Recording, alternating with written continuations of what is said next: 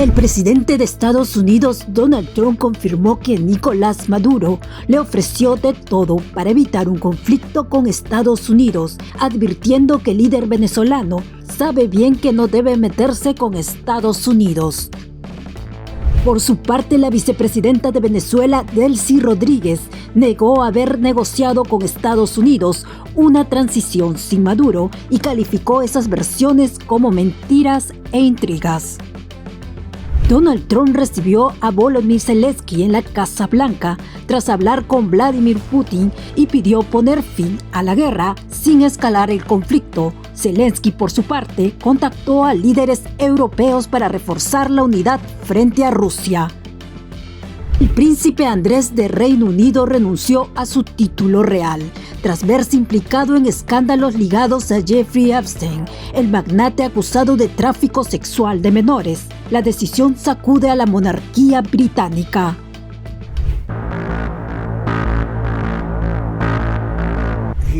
Sí, me lo ha ofrecido todo. ¿Sabes por qué? El presidente de Estados Unidos, Donald Trump, confirmó que Nicolás Maduro le ofreció todos los recursos de Venezuela para evitar una confrontación con su país.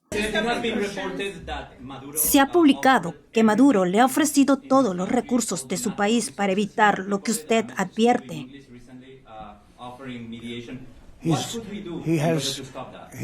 Sí, me lo ha ofrecido todo.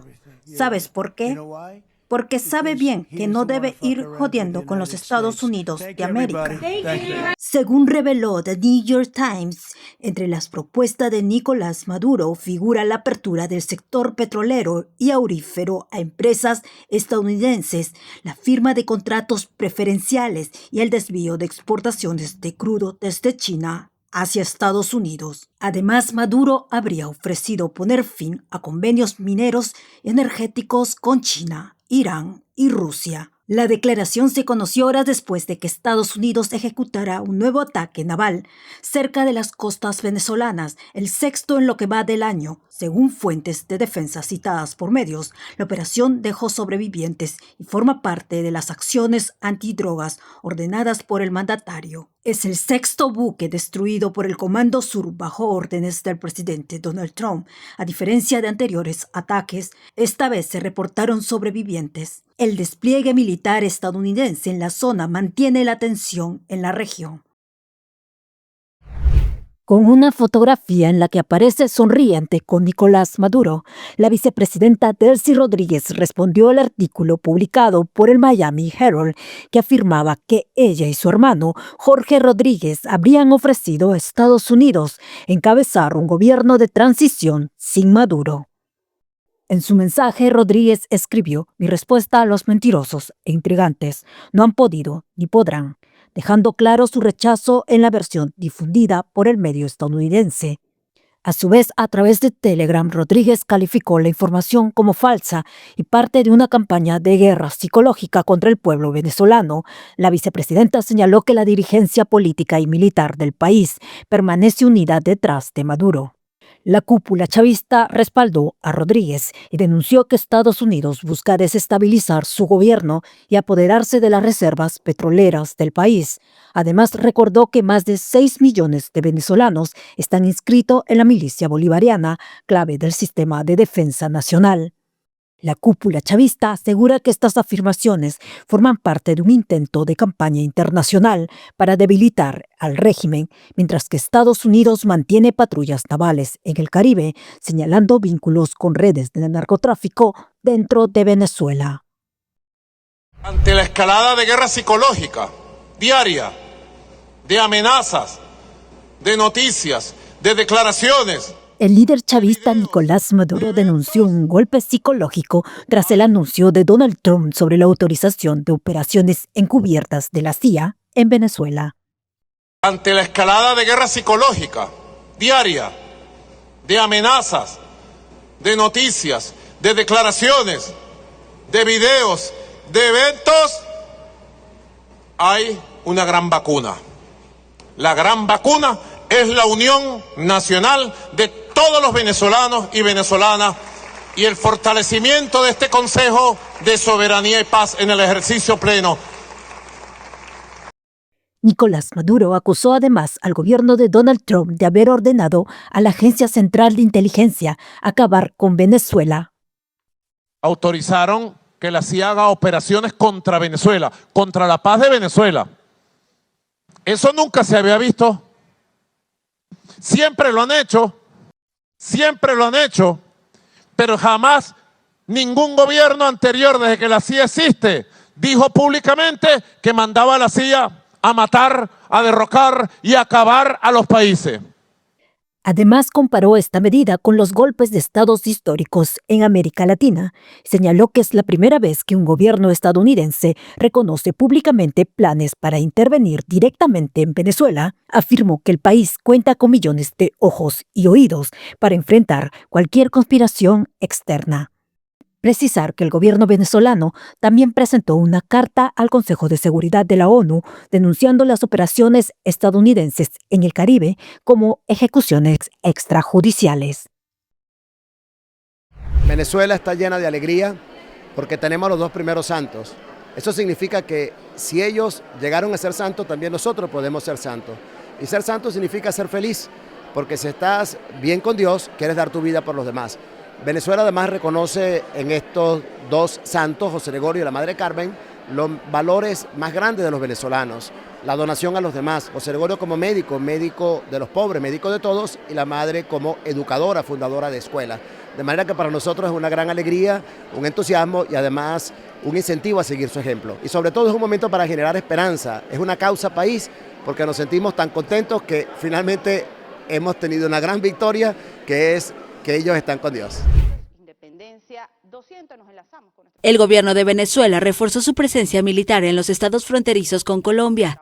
La medida forma parte de ejercicios ordenados por el presidente Nicolás Maduro en respuesta al despliegue de buques de guerra de Estados Unidos en el Caribe. Washington mantiene desde agosto una operación antidrogas con 7 buques cerca de las costas venezolanas. El presidente Donald Trump acusa a Maduro de tener vínculos con el narcotráfico y anunció que autorizó operaciones de la CIA contra Venezuela.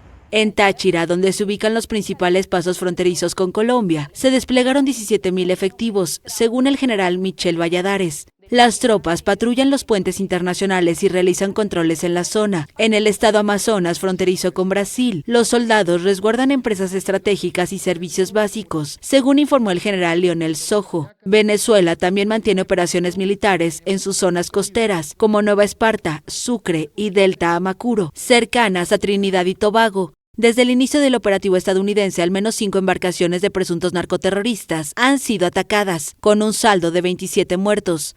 La policía de Trinidad y Tobago investiga la posible muerte de 2 de sus ciudadanos tras el último bombardeo de Estados Unidos contra una embarcación que presuntamente transportaba drogas y que navegaba frente a las costas de Venezuela. La investigación comenzó luego de que residentes de la aldea de pescadores Las Cuevas, en el norte de Trinidad, alertaran a las autoridades sobre la presencia de 2 compatriotas en la embarcación. Se dice que podría estar involucrado en drogas y cosas así. La gente dice todo tipo de cosas, pero no podemos asegurarlo. Cuando salen al mar no podemos decir quién va a pescar ni quién hace qué, porque la gente no habla de esas cosas, así que no se puede ver. Conozco a mi sobrino como pescador. El gobierno de Maduro asegura que estas maniobras buscan proteger la soberanía del país en medio de una creciente tensión en el Caribe.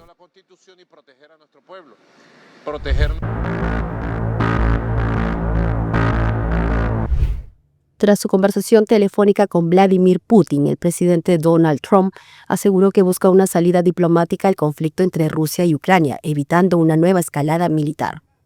El mandatario, que recientemente impulsó el acuerdo de paz en Gaza, centra ahora su atención en frenar la guerra en Europa del Este, en medio de tensiones por el anuncio del posible envío de misiles Tomahawk a Kiev. En tanto, Rusia lanzó una fuerte advertencia a Estados Unidos tras conocerse que el presidente Trump evalúa enviar misiles Tomahawk a Ucrania. Moscú aseguró que si esa entrega se concreta, la considerará un paso hostil y una grave amenaza a la seguridad global. El jefe de inteligencia ruso declaró que la decisión podría elevar el riesgo de un conflicto directo entre potencias. Los misiles Tomahawk tienen alcance suficiente para llegar a Moscú, lo que aumenta la tensión en plena guerra en Ucrania. El tema fue discutido en la Casa Blanca durante la reunión entre Trump y el presidente ucraniano Volodymyr Zelensky, en medio de crecientes advertencias de Rusia y la OTAN sobre una posible nueva escalada militar. El presidente de Estados Unidos recibió en la Casa Blanca a su homólogo ucraniano Volodymyr Zelensky, un día después de mantener una extensa conversación telefónica con Putin. El encuentro ocurre en medio de fuertes tensiones internacionales por la posible entrega de misiles de crucero Tomahawk a Ucrania, decisión que Moscú ha calificado como una amenaza directa a su seguridad nacional. Fuentes diplomáticas señalan que la reunión busca definir el futuro del apoyo militar estadounidense a Kiev, mientras crecen las advertencias sobre una nueva escalada en la guerra que ya supera los 3 años. El presidente de Estados Unidos, Donald Trump, le dijo el viernes a su par ucraniano Volodymyr Zelensky que hiciera un acuerdo con Rusia para poner fin a la guerra en Ucrania. El mandatario estadounidense dijo que ambas partes debían reivindicar la victoria y detener el derramamiento de sangre. Queremos que termine. Tantas personas han muerto en esta guerra y vamos a lograr que termine. Trump dijo que cree que su homólogo ruso Vladimir Putin quiere terminar la guerra, pero Zelensky discrepó.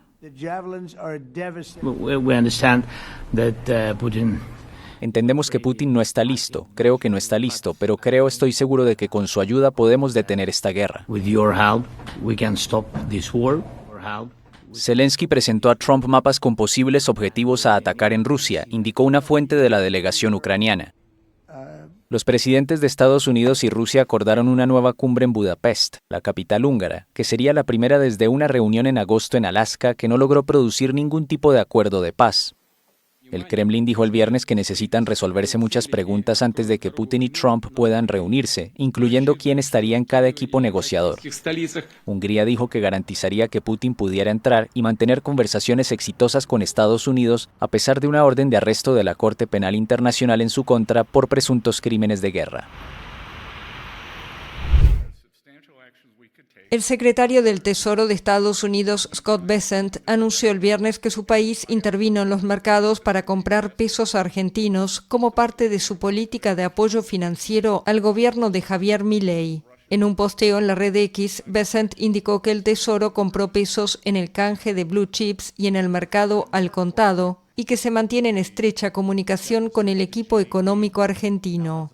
Añadió que el Tesoro tiene la capacidad para actuar con flexibilidad y con fuerza para estabilizar a Argentina. El gobierno de Donald Trump se ha mostrado decidido a apoyar al país sudamericano, al que prometió esta semana hasta $40.000 millones en fondos públicos y privados para hacer frente a las turbulencias de los mercados, en momentos en que Milei enfrenta una elección legislativa clave el 26 de octubre. Pese a las declaraciones estadounidenses, el viernes el peso argentino cayó en la apertura de los mercados de cambios en medio de una fuerte volatilidad antes de las elecciones. John Bolton, ex asesor de seguridad nacional durante el primer mandato de Donald Trump y que se volvió después uno de sus más fervientes críticos, fue inculpado el jueves por un jurado federal en Estados Unidos. El diplomático de 76 años e investigado durante un largo tiempo por el manejo de información clasificada, se convierte en el tercer adversario del presidente estadounidense en enfrentar cargos criminales en las últimas semanas. La acusación formal de la justicia estadounidense contiene cargos contra Bolton por compartir documentos secretos por correo electrónico con 2 personas no autorizadas, que no han sido identificadas. Según el Departamento de Justicia, los documentos revelan información de inteligencia sobre futuros ataques, adversarios extranjeros y relaciones de política exterior. Bolton dijo que se había convertido en el último objetivo de la instrumentalización del Departamento de Justicia con cargos que ya habían sido desestimados antes.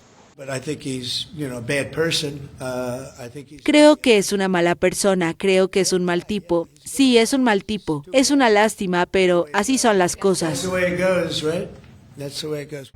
La acusación de Bolton ocurre luego de que el Departamento de Justicia de Trump inculpó a otros 2 prominentes críticos del presidente, la fiscal general de Nueva York, Leticia James, y el exdirector del FBI, James Comey.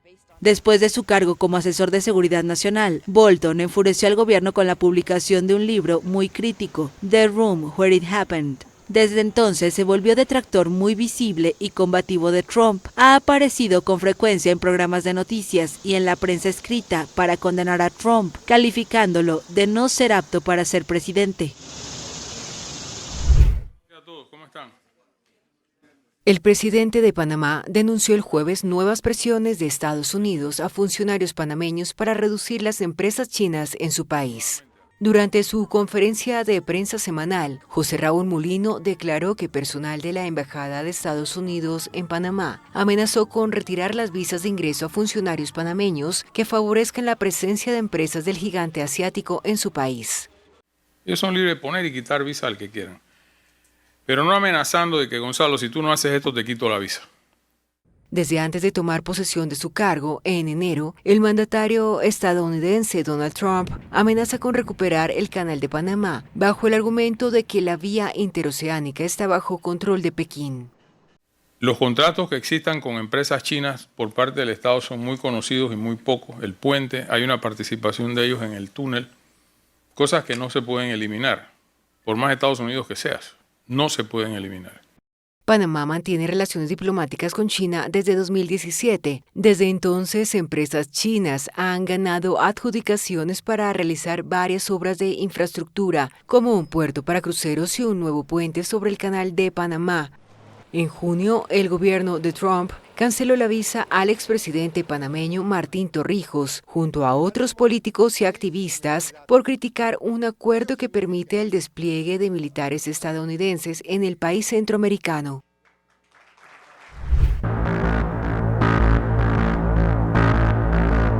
El presidente de Estados Unidos, Donald Trump, lanzó una de sus advertencias más duras desde el inicio del conflicto en Gaza. En un mensaje publicado en su red Truth Social, afirmó que si jamás rompe el alto al fuego o ejecuta nuevamente a rehenes, Washington no tendrá más opción que entrar y matarlos. La declaración eleva la tensión en Medio Oriente y refuerza la postura de fuerza del gobierno estadounidense tras el acuerdo de tregua promovido por la Casa Blanca. Según analistas internacionales, las palabras de Trump podrían incrementar el riesgo de una intervención militar directa y dificultar las negociaciones en curso para consolidar la paz. El mensaje llega mientras se desarrolla un intercambio de rehenes y prisioneros entre Israel y Hamás, en un escenario de calma tras semanas de violencia. Desde la Casa Blanca, funcionarios confirmaron que Estados Unidos responsabiliza a Hamás de cualquier ruptura del pacto y reiteraron que Washington mantiene una posición firme en defensa de la seguridad israelí y la estabilidad regional. El movimiento islamista palestino Hamás se comprometió el viernes a devolver a Israel los cadáveres de todos los rehenes que siguen en la franja de Gaza, como estipula el acuerdo de alto al fuego. En un mensaje en Telegram, el movimiento que gobierna Gaza desde 2007 indicó de todas formas que el proceso de restitución podría tomar algún tiempo, ante las dificultades de encontrar y extraer los cuerpos de las ruinas del territorio palestino, arrasado por 2 años de guerra. El movimiento islamista liberó a tiempo a los últimos 20 rehenes vivos, pero solo ha entregado los cuerpos de 9 fallecidos de los 28 que se comprometió a devolver. El primer ministro israelí Benjamín Netanyahu se dijo el jueves decidido a recuperar todos los cadáveres, mientras que el titular de Defensa Israel Katz amenazó con reanudar los combates en Gaza. En su comunicado, Hamás aseguró que recuperar los cuerpos restantes precisa de equipos especiales. Turquía envió un equipo de especialistas en la búsqueda de cadáveres en zonas de desastre para ayudar, pero estos permanecen estacionados en la frontera egipcia a la espera de la autorización israelí para entrar en Gaza, según informó a la France Press un funcionario turco. Por ahora, los accesos a Gaza, todos controlados por Israel, siguen muy restringidos. La ONU declaró a finales de agosto una hambruna en varias zonas del territorio, un diagnóstico que Israel niega. El viernes, el Programa Mundial de Alimentos de la ONU advirtió que remediar la situación de hambruna en Gaza llevará tiempo. Va a tomar algo de tiempo reducir la hambruna, pero al menos estamos avanzando y lo estamos haciendo rápidamente. Incrementar la distribución, conseguir los suministros es la máxima prioridad para el programa. Las panaderías y los productos nutricionales son extremadamente importantes y son la principal prioridad en este momento. Por su parte, la Organización Mundial de la Salud advirtió que las epidemias en el territorio están fuera de control porque el sistema de salud fue desmantelado.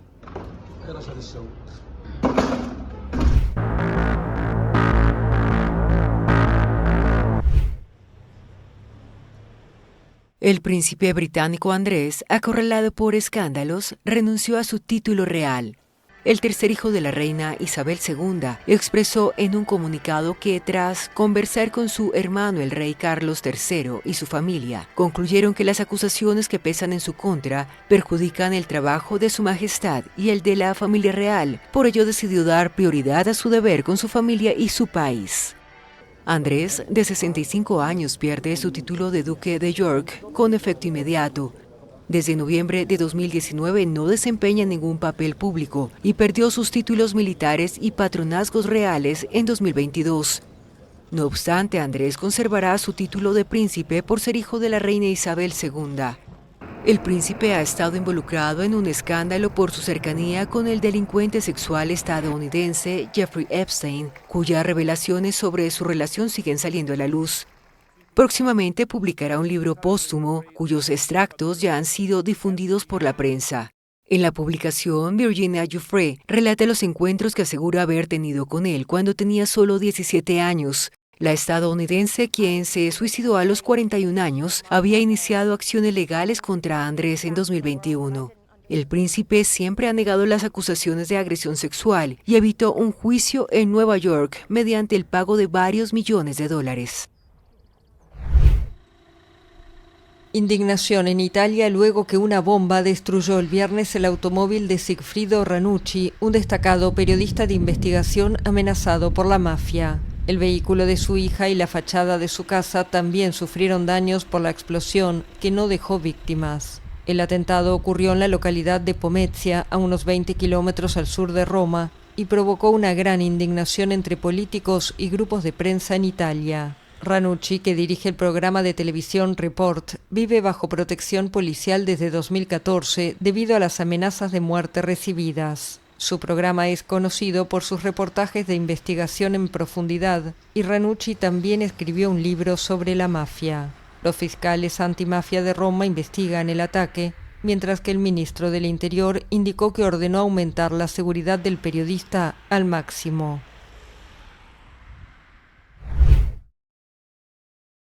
La ayuda empieza a llegar a las comunidades que quedaron aisladas por las fuertes lluvias que azotaron la semana pasada el centro y este de México. El ejército llevó el jueves en helicóptero alimentos y artículos de primera necesidad a varias comunidades del estado de Hidalgo, donde los deslaves dañaron los accesos a muchos municipios ubicados en regiones montañosas. Los dos puentes que nos conectaban para esta comunidad están destruidas.